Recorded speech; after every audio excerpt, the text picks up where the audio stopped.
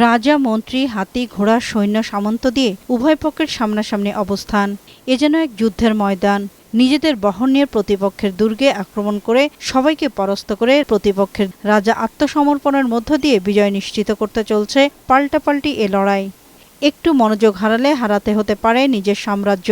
ক্রিয়ালোকের বিচিত্র এ যুদ্ধের ময়দানে বল প্রয়োগ নয়, বুদ্ধি, মেধা এবং বিচক্ষণতা দিয়ে প্রমাণ করতে হয় কে বিজয়ী, কে সেরা।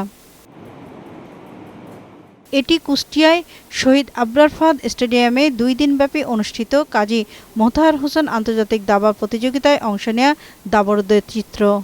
হাড্ডাহাড্ডি লড়াইয়ের মধ্য দিয়ে নিজেকে যোগ্য হিসেবে প্রমাণ করে চ্যাম্পিয়ন হয়েছেন জয়পুরহাটের নাফিস ফুহাদ জাহিন, রানার্স আপ হয়েছেন ঢাকার আরহাম ওমর, আর তৃতীয় স্থান অধিকার করেছেন ভারতের আয়ুষী রয়। এমন আয়োজনে অংশ নিতে পেরে উচ্ছ্বসিত দেশের দাবাড়ুরা। কলকাতা থেকে এসেছি, আমার এখানকার পরিবেশটা ভালোই লেগেছে, তার সাথে খাবারও খুব ভালো লেগেছে। আমার টুর্নামেন্টের আয়োজনটাও খুব ভালো লেগেছে, খাবার দাবারও খুবই ভালো ছিল। আমি বরিশাল থেকে এখানে খেলতে এসেছি। আমি বাংলাদেশের একজন মহিলা জাতীয় খেলোয়াড়। Association of chess players Bangladesh Kushtia জেলা শাখার 2 দিন ব্যাপী দাবা টুর্নামেন্টের আয়োজন দেখে উচ্ছ্বসিত অভিভাবক ও আমন্ত্রিত অতিথিরা। ভাষায় প্রকাশ করতে পারবো না, আমাদের এত ভালো লাগছে। আর যতবার কুষ্টিয়াতে টুর্নামেন্ট হবে আমরা বারবার করে আসবো। এরা যদি এই খেলার মধ্যে থাকে না, তাহলে দেখবেন কি এরা বাদবাকি আর অন্য কিছুতে সময় পাবে না। মাদক মুক্ত সহ সমাজের অবক্ষয় রোধে বেশি বেশি খেলাধুলার আয়োজন করার দাবি তাদের। ইনশাল্লাহ এই এলাকা থেকে বা কুষ্টিয়া থেকে এই প্রতিযোগিতা, এই একাডেমির মধ্য দিয়েই আমরা আগামী বাংলাদেশের গ্র্যান্ড মাস্টার পাবো, এই আশা ব্যক্ত করি। সেই খেলাধুলার ভিতরে থাকলে কি হবে, যুব সমাজটা ধ্বংসের মুখ থেকে রক্ষা পাবে। এই জন্য এরকম উদ্যোগ সবাইকে নেওয়া উচিত।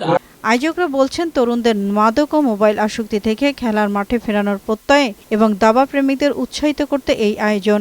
ভবিষ্যতে এ ধরনের টুর্নামেন্ট আরও বেশি আয়োজন করার প্রত্যাশা তাদের। টুর্নামেন্টটি অনেক প্রাণবন্ত ছিল। স্কুল বাচ্চাদের উপস্থিতিতে আমাদের খুদে দাবাড়ুদের খুঁজে বের করার প্রচেষ্টা এই টুর্নামেন্ট। খেলাধুলার প্রতি আকৃষ্ট হবে, মাদকের কালো থাবা থেকে মুক্ত হবে।